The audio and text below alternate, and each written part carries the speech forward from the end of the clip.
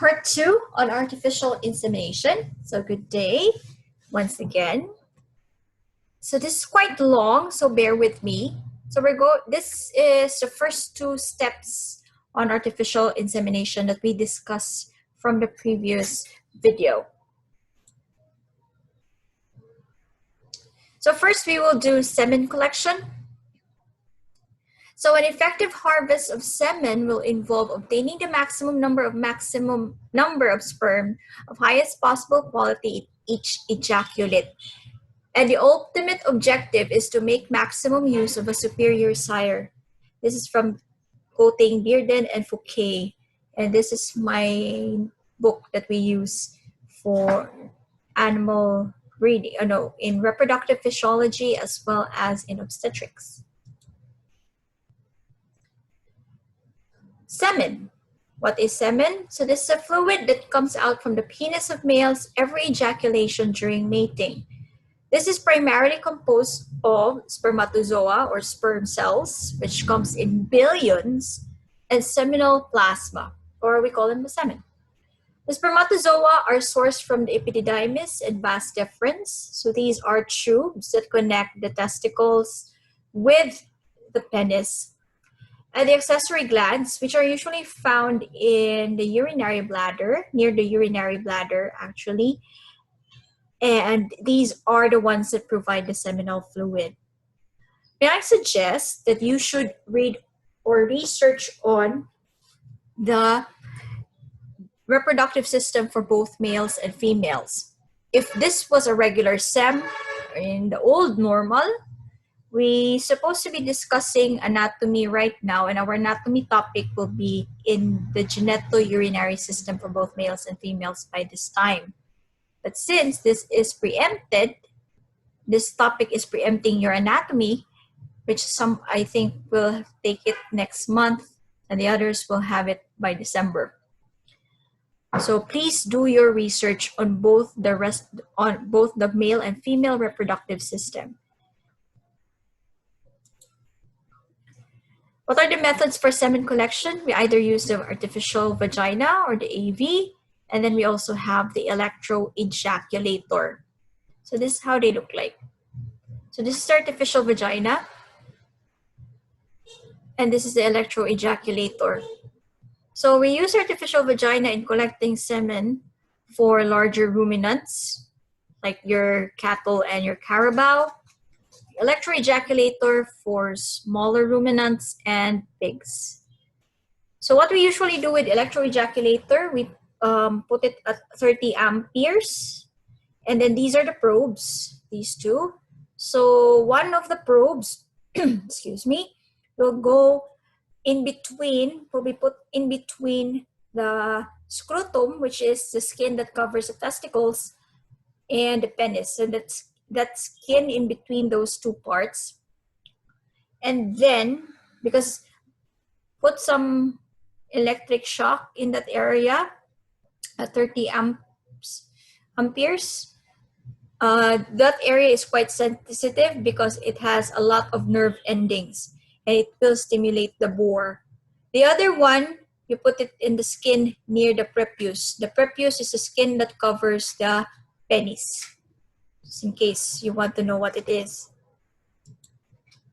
So here are the parts of the artificial vagina. Sorry, here we go. So you have a collecting vial, which is calibrated.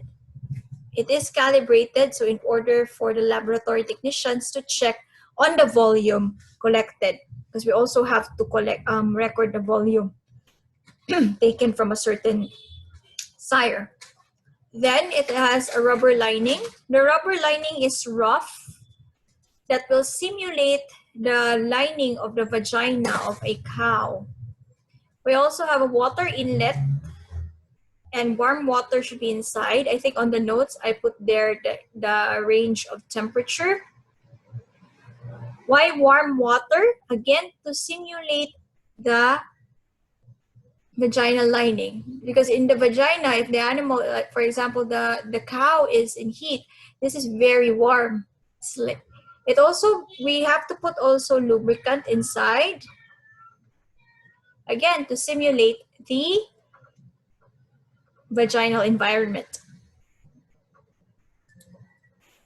Now, sorry, we have to move.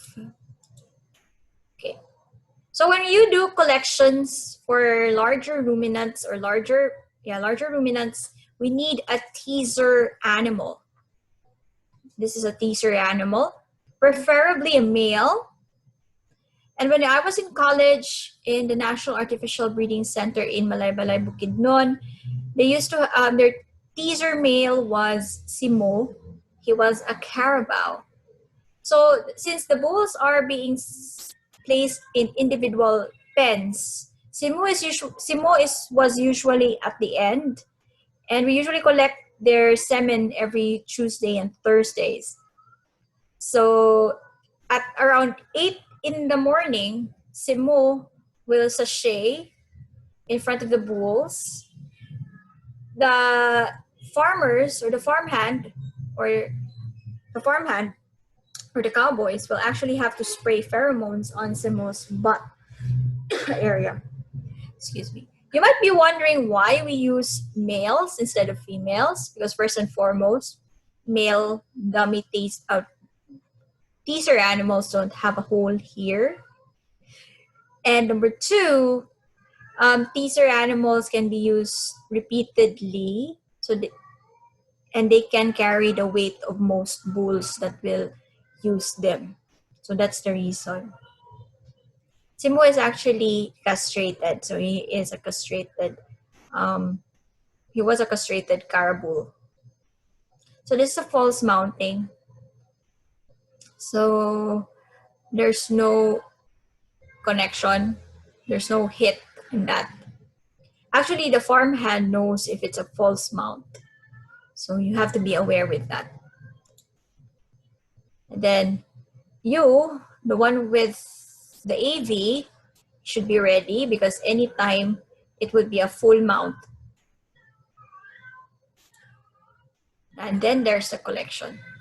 You have to be very fast because this one will take only 5 seconds. 5 seconds for them to ejaculate their sperm. So you really have to move fast.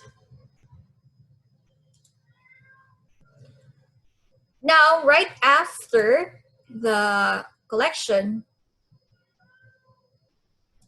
the AV has to go to the lab immediately. At the National Artificial Breeding Center, the collection is usually near the laboratory. So after this, we rush the AV to the lab. We have a window there, and the medical technician will dismantle this one and collect the vial, the calibrated vial, if you can remember. Now we go for semen evaluation.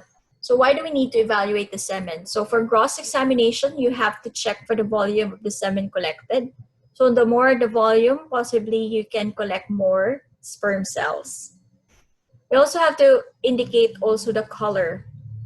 So you have for bull, ram, and bucks, it's creamy white in color. For stallions, less dense compared to the bull. For boars, less dense compared to bulls, but may have pink tinge, which indicates blood contamination, or yellow coloration, which indicates perpetual fluid or urine contamination. Always remember that boar semen will always come in 3 fractions, in which the first 2 are clear gel-like fluid, which are likely to be discarded, while the second one, the one in between, is sperm-rich and is creamy white. For microscopic examination, the reason why we do that is to check the sperm's motility. If they're very motile, if they're moving quite fast, that's a good sign. Sperm morphology, the form of the sperm. Do they have heads? Do they have tails? Are their tails short or long? Then we also have to count how many sperms present in that ejaculate. Take note of the magnification. We use 400x. So when you use magnification, since you don't have microbiology, I think your microbiology will be in your second semester, the eyepiece is 10x. That's the magnification of the eyepiece. And then you have the four objectives in your microscope. So the objectives will be scanning objective, which has a magnification of 4x. Then you have the low power objective, which has a magnification of 10x. Then we have the high power objective, which has a magnification of 40x. And the oil immersion objective, which has a magnification of 100x. So this one is 40 times 10, that's 400x. For sperm concentration, we can use the hemocytometer, which is used in counting the red blood cells. We also have the visible spectrophotometer and the electronic particle counter, or the EPC. We also have here a formula on using concentration using the hemocytometer if you don't have these two. I think in the National Artificial Breeding Center, they only have the hematocytometer. If you're asking if it's still present, unfortunately, that agency is no longer present. But I think the Provincial Veterinary Office in Cebu province has the laboratory for AI. Sperm cell morphology. So you have to think of this one. Fertility is usually not affected until abnormal sperm will exceed 20 to 25%. Examples of this are headless sperm, sperm with short tails, or tailless sperm. Supposed to be in the old curriculum, you also have your embryology. And again, I'm sorry to preempt your embryology instructor, which you will meet on the second semester. So usually, the head is needed in order for the egg to be fertilized in the process of fertilization. Sperm with short tails, the longer the tail, the faster the propulsion. So this one will have shorter, since it has shorter tails, the propulsive power is poor. Tailless sperm, of course, they cannot move without their tails, right? So here are some examples of their sperm cells of different animals, including some invertebrate animals. So these are your sperm cells. So half of you came from this one of these.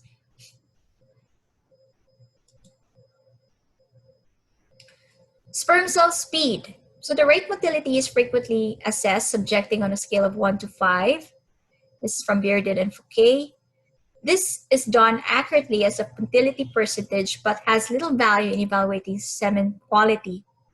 If the average speeds of a bull sperm is at 15 millimeters per minute, that is considered excellent. So here are some storage handling. So general sanitary conditions, the laboratory itself must be clean. The AV has to be cleaned also immediately after use.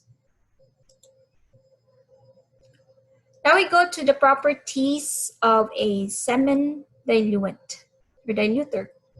First, a diluter must be isotonic with semen, have a same free ion concentration. So examples of these are these two, sodium citrate dihydrate and 0.2 molar tris solution. Buffering capacity must be provided in order to prevent pH change by neutralizing acid production by sperm metabolism.